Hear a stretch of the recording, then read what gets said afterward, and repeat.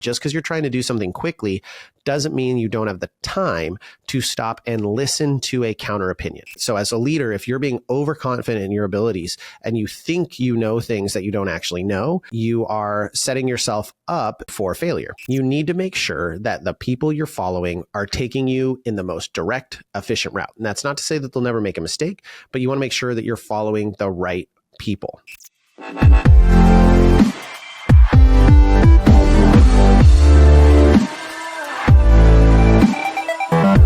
Hello, everyone, and welcome to another episode of the Cheer Biz podcast. I'm your host, Dan Cotton, and today we are diving into why you need to be careful about who you follow.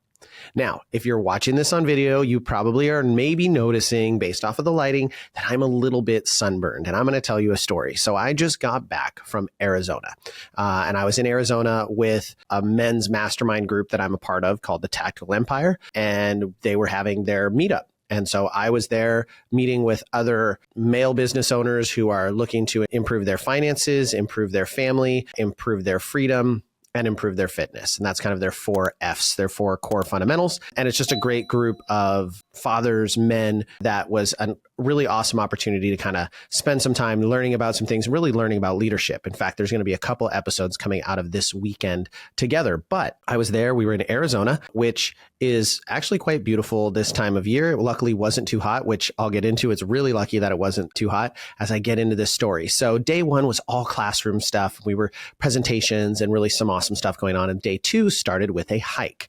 And the leader of the group was a Army Ranger. He was in the 2nd Ranger Battalion. I'm a fellow soldier. I was an infantry officer. But I was certainly no Ranger. And he's like, we're going to go on a easy 5-mile hike, which I always know is like TBD when you're talking to a Ranger. What they do in terms of walking is different than what most the average person does. But I'm like, okay, sounds reasonable. 5 miles, no big deal. And so we get out to the location. They arranged a bus. We get there, and it's a pretty steepish mountain, and we start the walk, and we're kind of going. It's a nice day. It luckily rained that morning a little bit earlier, so the dust was down. It's Arizona, so it wasn't 100 degrees though. It was like we started, it was like 81 degrees, so it wasn't too hot. It was quite nice. So we're walking, we're sweating, we're chatting, we're all talking about, the different business ventures that we have going on, giving each other advice, just kind of, it was really cool. We'd be walking, one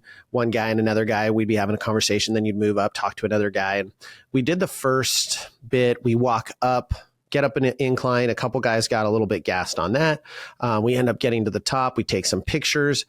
Little did I know, we weren't actually at the top. So we're continuing on this trail. Said it was 5 miles. We're at this point, and he's like, oh, it's been about 1.5 miles. Okay, cool. So we end up walking down the other side of these 4 kind of ridges, mountains, whatever you want to call them, and walking down the backside. And we walk around for quite a ways, and we get, and he's like, man, where is the summit trail? So we get to the back, and it says Summit Trail starts here, or Peak Trail, I think is what it was called. Trail to the peak or something. And we're basically at the bottom. And I'm like, man, this is going to be fairly steep up. And they're like, hey, we're going on this, peak walk up to the peak. And this trail continues on, and it'll get us back to the parking lot. So we'll meet you guys back here if you don't want to go.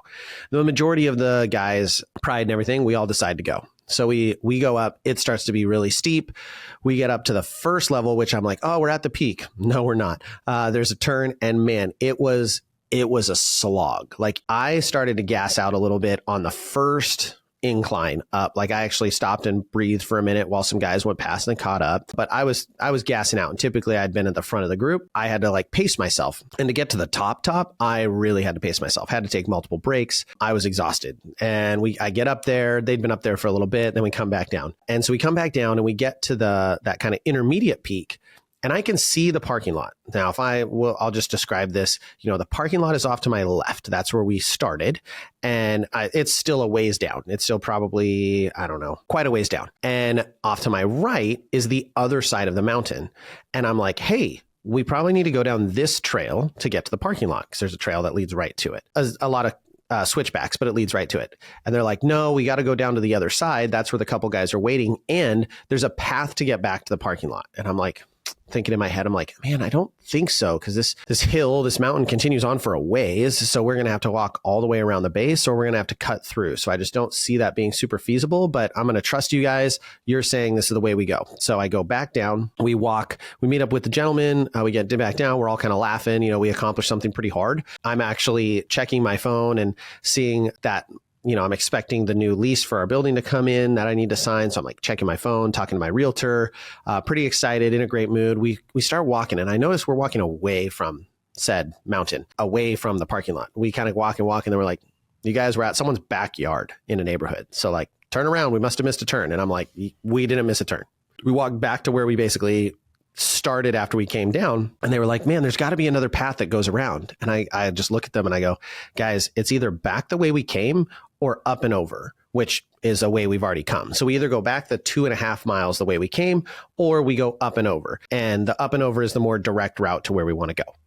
And there was kind of some hemming and hawing. And I was like, look, y'all, it sucks either way, but we just got to do it. We just got to go up and over. Like that is the most logical path, because the other one is still a climb, and it's way longer. It's going to take us way longer. So we end up walking back up to the kind of intermediate section, which is probably about 350, maybe 500 feet below the actual summit point, the peak point. And we have to walk up and over and down. It was through no fault of no one's fault. No one had been on this hike before. We kind of made some assumptions and some things that led us down this path. But I felt that there were some really good lessons learned from it. And I wanted to touch on those with you guys. First off, I just wanted to tell you the story about the experience because it was on my mind. My legs are still killing me. So all in all, we walked what was supposed to be a relatively easy 5-mile hike. We ended up doing 7.5 miles. And my phone said we did about 190 flights of stairs.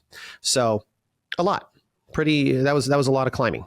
This led me to really thinking about, there's some correlation into what happens in business. And it's really in being a coach and being a lot of things, right? Like who you are following makes a really big difference. And on the same circumstance, if you're the leader and your people are following you, it's so important that you know the way. Now, anyone gets lost, right? Like anyone can get lost, get turned around, make a wrong turn and have to double back. But in terms of business, I think it is absolutely critical to make sure that you're getting leadership and you're taking advice from the right people who are going to actually get you to where you want to go faster versus be kind of experimenting and taking you, a half a mile in this direction, and then you kind of got to come back, and then you're going to climb this mountain, but then you're going to go back down, right? Like I want to avoid those things in my business because it was wasted time, it was wasted energy, it was inefficient. And so it's so important that you're listening to the right people. And this, where I think people go awry in the cheer industry, is a couple different ways. One is they listen to people who are not running cheer businesses and how to run their cheer business, meaning they go way outside the cheer industry, or they're listening to their friend who maybe runs a successful construction business. And they're like, oh, well, you got to do X, Y, and Z. Well, I'm not saying that there's no correlations, but there also are a lot of things that are different. If you're running a B2B business, right, a business to business, and then you're getting advice from that person on how to run a B2C business, they're a little bit different. Now, can someone have expertise in all the fields? Yes, they can. But even then, having someone who really knows what you are trying to do is far superior. And I would even relate this back to like coaches, right? We spend so much time on social media and looking at what other people are doing. I hear people all the time making decisions based off of what their competitors might say about them or what someone on social media might say about them. And the reality is unless that person has the thing that you want, then why are you listening? Like, why do you care at all? Because they don't have what you want. So their opinion is essentially like, it's their opinion. They're entitled to it, but it's not important for you to factor in.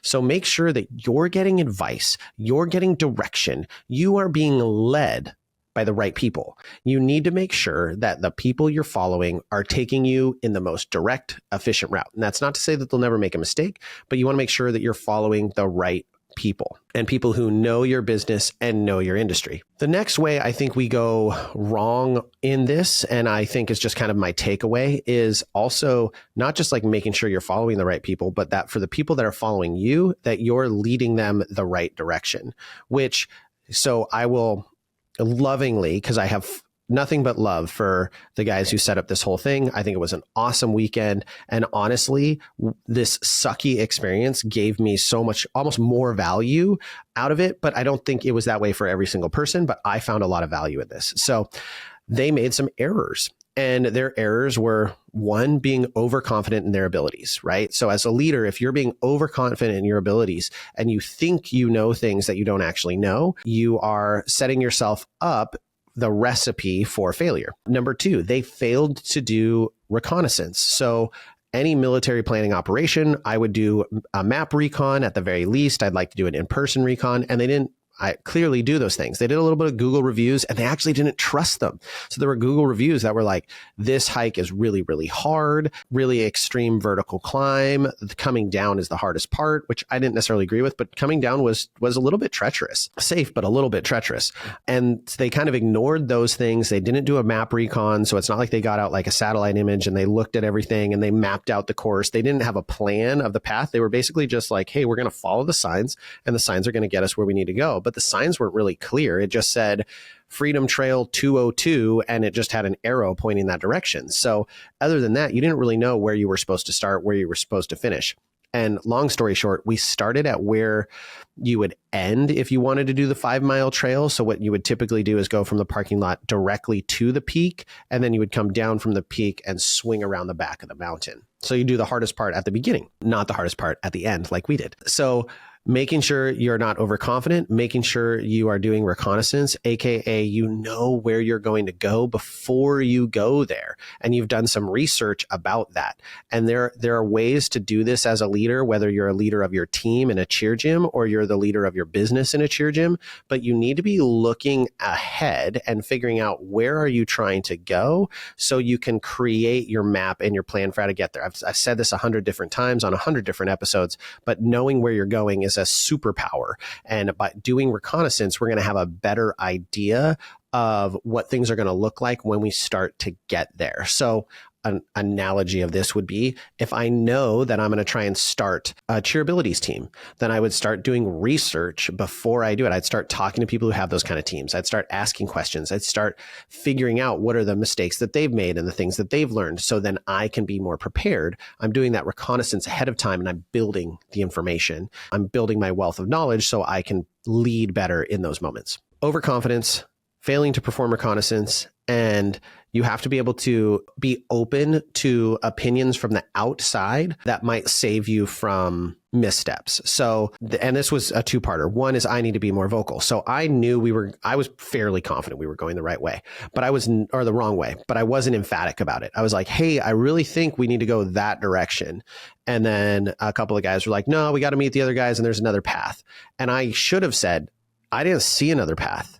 Like, let's just talk through this logically. Even if there is another path, the parking lot's right there. So this is the most direct path. There's no way that going backwards is a faster route to going forwards in this circumstance. Like it is just not the case that's going to happen. And then especially when we got down and started walking away, like at no point was I being really emphatic and being like, guys, gentlemen, let's think about this. And so I need to be more emphatic. And two, if you're the leader, you need to be open to those counter opinions and stop and listen to them. Just because you're trying to do something quickly doesn't mean you don't have the time to stop and listen to a counter opinion. So if you have that person on your staff who you may oftentimes think of as difficult, right? They always are pointing out negatives, or they're always pointing out challenges, or like, well, we did this way and we didn't like that. And they're always doing those things. Instead of kind of assuming that they're just doing it to be difficult, why don't you maybe shift your perspective and say, okay, what might they be telling me that is really valid and could help save us trouble, right? How is this person's input going to be valuable to me? And maybe I should stop and listen and at least really hear them out for a second and then make the determination of what the next steps are. Because I think if the guys had stopped and heard me out and I had really clearly articulated, here are the reasons I'm thinking the things I'm thinking, they might have gone, you know what? You're probably right. And then worst case scenario, we could have sent the fittest dude down to the bottom of the hill, grabbed the other guys and said, hey, we got to go up and over, gentlemen, because there were a couple guys that chose not to do the peak. Or they could have gone up there. If we'd known it ahead of time, they could have just gone up with us at the beginning and waited for us while we all did the more dangerous, sketchy part of the climb to get up to the actual peak. So knowing those things is absolutely critical and will make a difference in terms of if you're the leader and making sure you're following the right people and that you are the right person to be followed. Now, I know I didn't go into like 3 very specific, do this, do this, do this. It was just, I wanted to talk to you all about it because I just had this experience. I didn't sit down and journal it. I didn't sit down and like write out a whole podcast. So I'm really just speaking to you from the heart and what my thoughts were as I was walking down this hill, because I was thinking about it. I was like, okay, what are the takeaways from this? I guess that would be number 3 is no matter what, if you do end up going the wrong direction and having to double back or not taking the right path, at least make it beneficial by getting takeaways from that experience, right? You should be able to find these were things that didn't go right. These were things that went wrong. And I can learn from those things to prevent me from making the same or a similar mistake in the future. And if you can really start to do that analytically, that will be your superpower as a coach, as a business owner. It will make your life so much better because you're always going to be taking that second, assessing what went wrong and how you can do it better in the future and how you can make improvements so you avoid those negatives in the future. Or you can even take a negative experience like getting turned around on a hike and say, okay, how can getting turned around on a hike teach me about being a better leader, a better coach, a better business owner? Like taking those things and being able to extrapolate them into something positive just makes that negative experience all that much better. That was my weekend. It was a major challenge. I think it was super interesting because we'd spent the whole weekend talking about leadership. And there was a lot of really great conversations about leadership and how to lead our teams and how to care more for our teams and our people that we are leading and guiding. And that's partially why I was never even frustrated. Like, I was like, oh man, that sucks. But I was never even mad at the guys. Like, it was more just dang, guys, we messed up. I even told Tori, like, I talked to her afterwards and I was like, yeah, we got majorly turned around and we walked way more than we had to. And it really sucked. She was like, oh man, I can't believe they did that. I was like, it's no big deal. It's no big deal, right? Like, those mistakes are going to happen. So if you do end up going in the wrong direction, and no one had ill intent, then I can at least kind of move past that. So that was my weekend. That was my lesson learned. That's why I want you guys to make sure that you're being cautious about who it is you're following, who it is you're taking advice from. Listen to the people who have been where you want to go, who can shorten the amount of time it takes you to get to the same place that they are. With that, if you have someone who would get something out of this episode, please share it with them. I want to apologize. I know my Saturday episode didn't release. I did have it pre-recorded, but I sent my editor the wrong link and I found out about it on Saturday when I woke up to take my flight home. He doesn't work on the weekends. So I imagine you might be getting a double episode, or we may just skip that Saturday episode and you're going to get this next Saturday, a week later, of which I'll be doing my showcase. So I've got some really great episodes coming out with you guys. I've got some guests that we're lining up. Super excited about it. Thank you all for listening. And with that, we'll catch you on the next episode.